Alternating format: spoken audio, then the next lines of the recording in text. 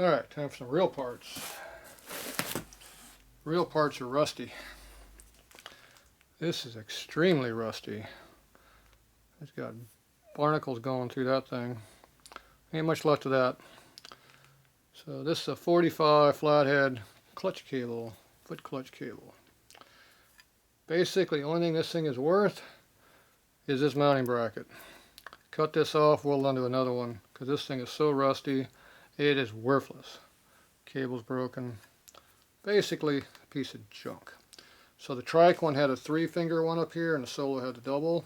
On the 40s, in the 50s they ran the triangle one on everything, probably changed in 47.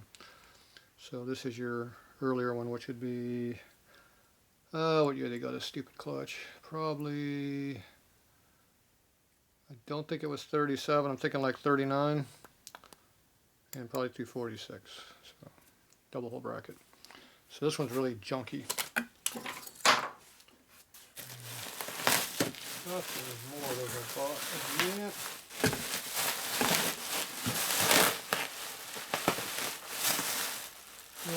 Not seen them yet. There's like 2 or 3 of those I got at once. Anyway, this is the pedal for the rocker clutch for a 45. 45 has a real low front here where the spring goes. It's supposed to be a spring across here. The big twin one that comes up about this high before it's about 3 inches tall before it looks like this here. So it's a lot taller looking right in this section here. So 45 was a little bit smaller little pedal. And this is your cable that goes on the end of it. And this would be the part that's missing right here that came off of this. But this is not nearly as rusty as this. So I'm guessing that part was buried in the dirt. This was above the dirt. See, it's not rusted hardly at all.